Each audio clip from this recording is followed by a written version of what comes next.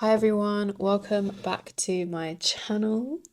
This is part 3 of my part 4 series of my fibroid surgery that I am sharing with you guys. In part 3, we're just gonna talk about more of healing, how I've healed, what I've done, the self-discovery, a little bit of what I've learned during the process of me leaving the hospital.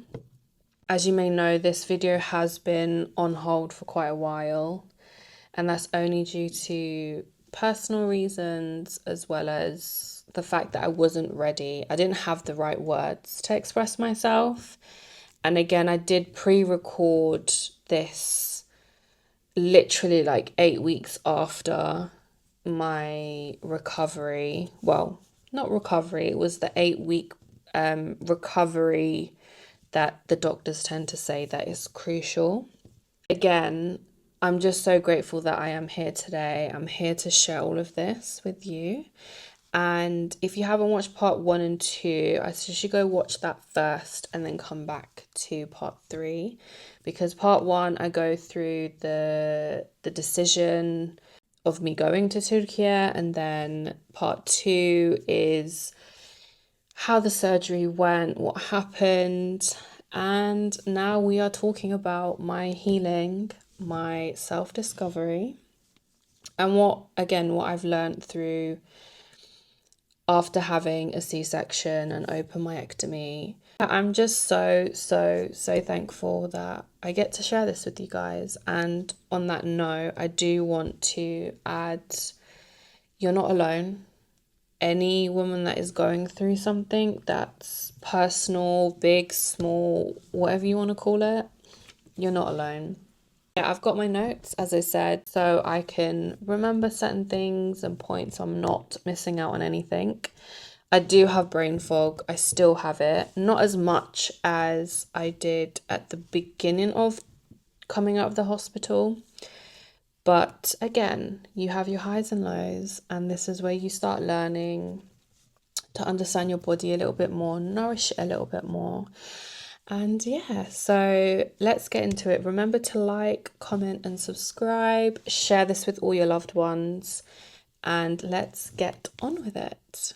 I just wanted to touch base on after the surgery, I had to face a lot of, okay, I've got a C-section, I've had an open myectomy, what are the risks, what are the factors?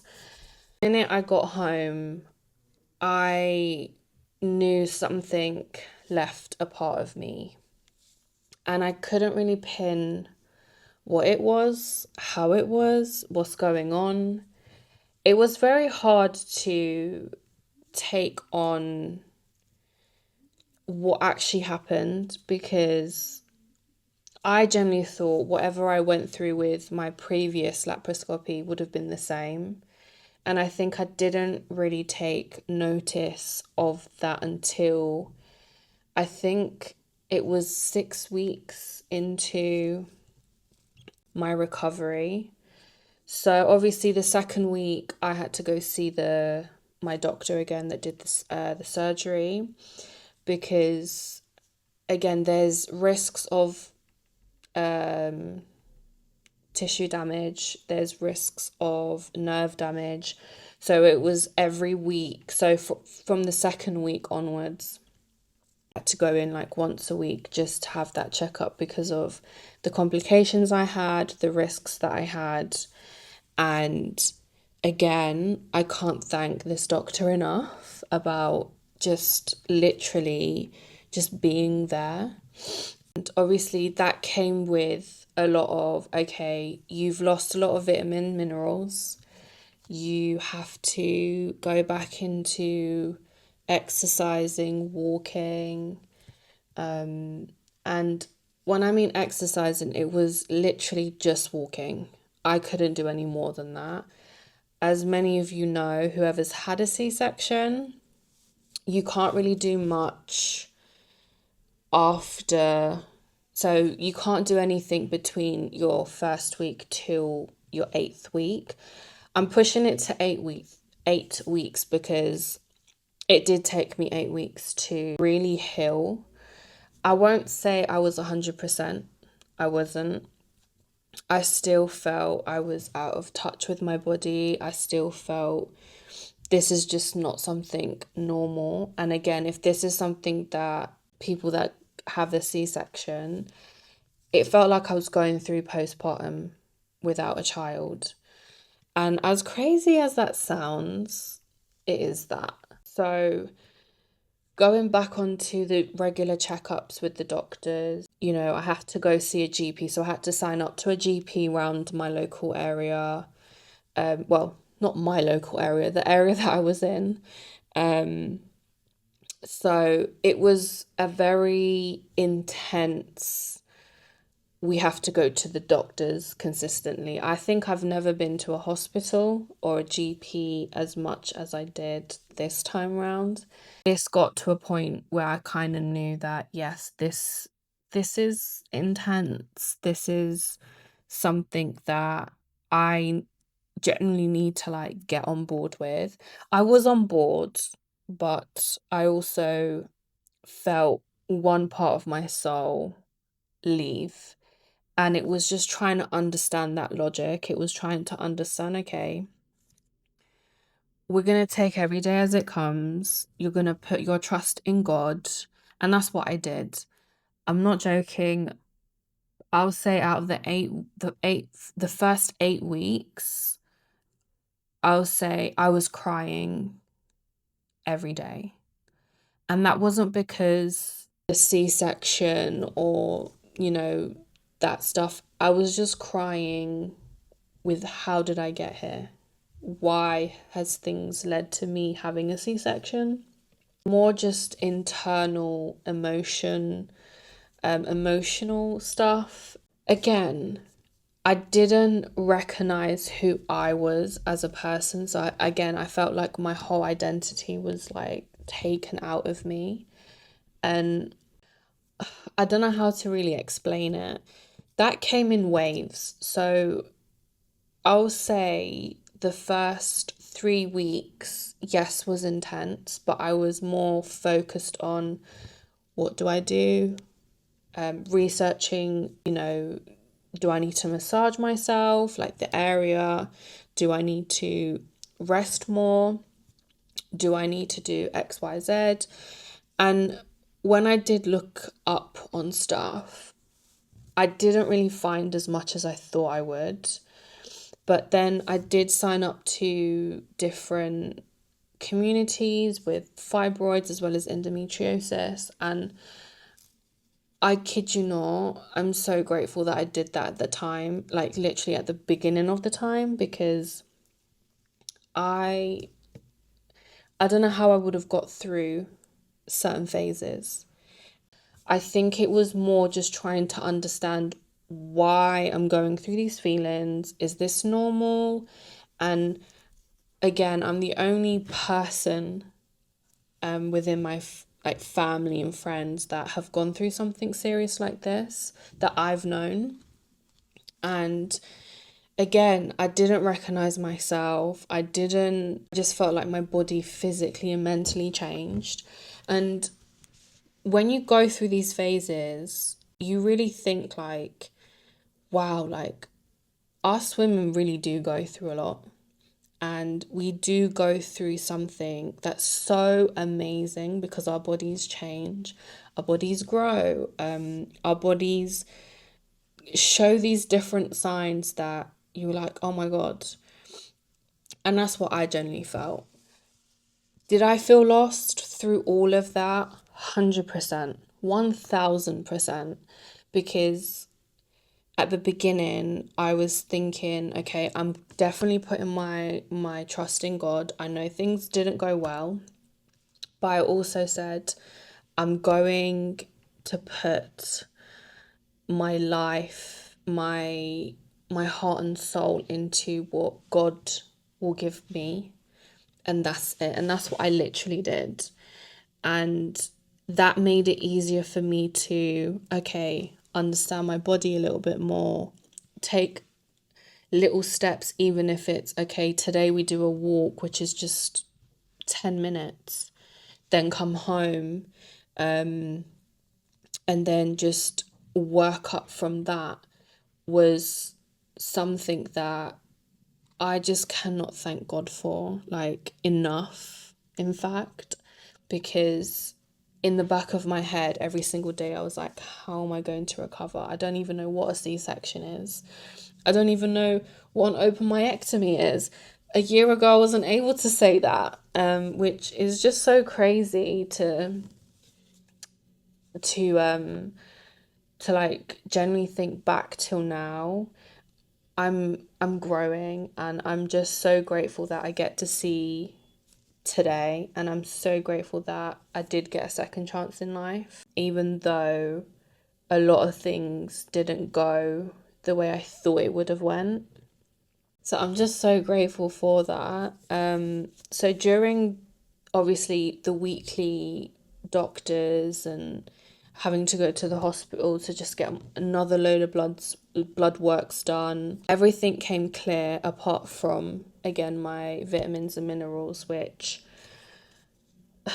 I could not believe when the doctor was telling me that my fibroid was literally feeding.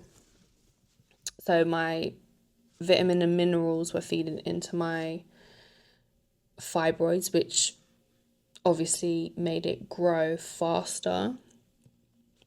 Again, I felt like I was going through a pregnancy, but it wasn't a pregnancy. It was literally something growing without a heart, without, the face, legs, etc. And it really, like, when every visit that I went through to the doctors, it just made me feel a bit lost as well. It made me feel a bit like, it was just a consistent question, like, why has it come to this? Why have this happened? Why it was just like a jumble of questions that was just repeating. But then I kept saying to myself, trust in God, trust in his vision, how he sees things, and go with it. And whatever the doctor's saying, just take it in, but don't take it too serious, because, again, everybody's different. Every woman's body is different. The way you heal is you nourishing through good food, with eating cleaner, with taking out things that are gonna disrupt your hormones and all this stuff. I think the first 4 weeks I did not eat properly, and the only thing that helped me through eating was my leek soup. So if you don't know, you can go onto my website and I have a recipe, and that literally helped me through my recovery. So while I was healing, I also decided to knuckle down with more of my nutrition, more of my way of thinking, and that I need to nourish my body a little bit more, and that through eating much cleaner than what I was, foods that will affect fibroids. And I did come across to a few amazing women, which I will link a few stuff below on the description. One of them was an app that I was introduced to a year ago, like literally just after I was diagnosed. I met these three beautiful women at a network event, and God bless your souls, because you literally opened my eyes with a lot of the foods that we do take, that we consume every day, generally affects our hormonal balance to a point where you just need to take that out of your diet. And I don't want to call it diet, I want to call it, to nourish your body more, you need to take these things out. So the app that they introduced me to was the Yuka app, and I can't scream this loud enough. Please download it, because it's just an app that I think every woman should have on their phone. It's free to use. They do have a membership fee, which I'm not too sure about that, but honestly, the free version is more than enough for you to really just dive into nutrition, eating more cleaner, and again understanding your body a little bit more. So the Yuka app, you can scan your food and beauty products. Don't think you can scan supplements is something different, but the two main focus is food and your beauty products. This app, I just wish I was given to, like, it was given to me the minute I got diagnosed my first laparoscopy, and I could have shrunk my 3 centimeter fibroid, but no. But anyways, so with you scanning these your food and your beauty products, you can find a list of ingredients that's in these products, and it will basically rate it from bad, poor, good, excellent. And what you really need to focus on more is chucking out all the bad and poor and have the good and excellent in your fridge, on your shelves. And when it comes to beauty products, to see if they've got any hormonal disruptions. If they do, chuck it out. And again, I was quite shocked when I did scan a lot of my beauty products. They all came back poor. They all came back bad. And when I mean the transition that I had from chucking them out and getting the ones that are good, excellent, I've seen such a difference in my body, in how I feel like my hormones are not playing up. Same with food, especially the ones that are in tins. So this is one fact that I can actually say, and I was reading it, I can't remember the book, but I will link that in the description below. There was it was to do with endometriosis, and this was when I first got diagnosed with it. I was reading up on it, and this doesn't only go for endometriosis or fibroids, it goes for women's health overall. So anything that you consume with metal, so these could be your tinned tomatoes, baked beans, all the good stuff that's in tins, and anything that's in plastic can actually affect your hormonal balance. The fact that it has hormonal disruption, it's actually wild that not a lot of people are speaking about this. Or maybe I just haven't come across to it. So anything that's metal, that's been packaged in metal, take it out. Throw it out right now. Anything that's fresh is better to have than you having your hormonal disruption. It's not, we don't need that. Anything that's in plastic, definitely chuck out. Obviously, there are, like, as I'm not saying that you need to have the high end of everything. No, it's just the fact that there's a lot of hormonal disruptions when it comes to food, when it comes to beauty products. And I can't talk about this enough, and I can talk about this days and days and days. These are the things that affect our body, and little did you know, we don't need to eat everything, we don't need to consume everything. As long as you've got your diet in place and what is helping your hormones be balanced, keep doing that. Again, you might think, oh, it could be boring to have the same thing again. Honest to God, it's not, because your body needs that. And when your body needs that, you don't need anything else. So yeah, going back onto the app, as I said, definitely download this app, because I chucked a lot of things away, and I can tell you now, I feel like my body's more nourished, more leveled, more, I have more energy than frustration when it comes to my menstrual cycle when it comes. And again, I can do a separate video of this as well, where I just really talk about what could affect stuff.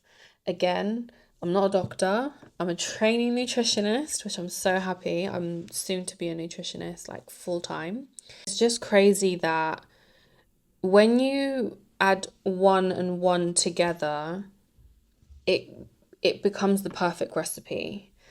And it's just small changes and small habits you just need to like change, and it's all good. And then that's when you see your body just being like, okay, it's more nourished, it's more this, it's more so yeah. Definitely download the app, because that helped me get through my phases and got me through my highs and lows. The app as well, you can see like a little pie chart in what goods you have and what bads you have. It basically gives you also recommendations for you to change. This product could be better. You don't need all the expensive stuff. Again, when you scan everything, you'll know and you'll understand. And again, you're welcome, because this app got me to where I am today, and I'm taking care of myself. I'm not consuming anything that's going to affect my hormone, my body. Again, I can go on and on and on about this. It got me through everything when it comes to healing, my self-discovery. And again, like another thing that I learned through this whole process as well is that having slower mornings, having nourishing moments with yourself is like the best thing you can do for your body. And the fact that you can sit and like genuinely be like, okay, I feel good, I feel relaxed, I'm like it's just a feeling I can't really describe. But all I can say is that when you make the small changes, everything flows. I promise you, everything flows. And another thing that also got me through is also listening to different podcasts, being a part of different communities that serve the purpose of what you're going through. Just so amazing that us women have superpowers. I know we all go through our highs and lows, but as long as you're nourishing your body, as long as you are taking one step at a time. I know we have a busy life. I know there's some women out here that have to juggle 50 things at once. I know, I've been there, and I'm at a point in my life where there's certain sacrifices you have to do in order for you to feel good, for you to feel great, and do it. I'm literally telling you, do it. Again, take it day by day. Love yourself, nourish yourself, and also once a week, have your self-care day. Whole experience made me realize as well, we are only human. We also learn from our mistakes as well. Like I had a lot of downtime to really reflect on the last 17 years of my life. And when I look back and I look at now, I'm so grateful that I've taken a lot of things out of my life and replaced it with better things where I can put my energy and my soul into. And again, my healing is still going on.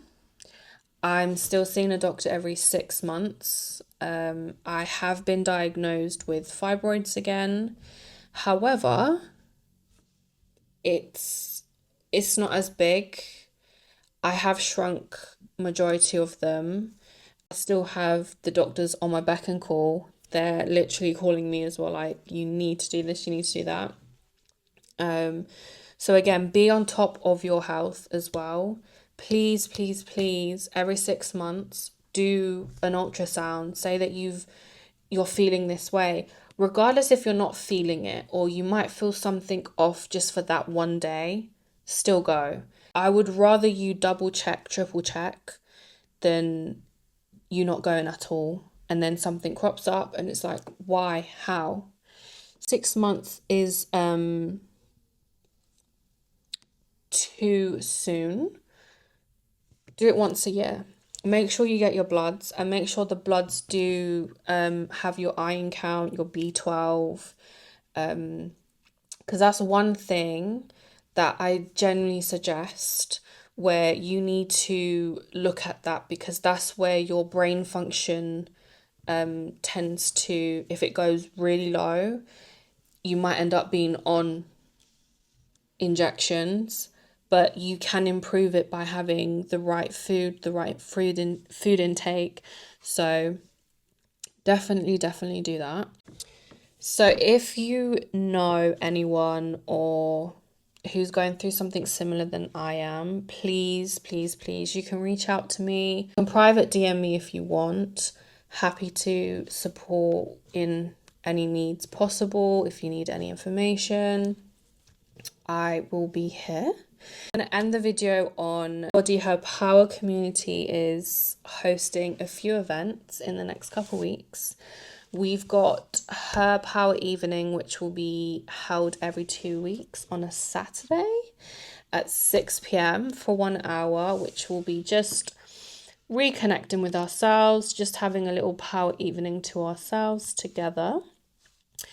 I'll definitely leave the link below in the description. You are more than welcome to attend all, one of them, however you feel.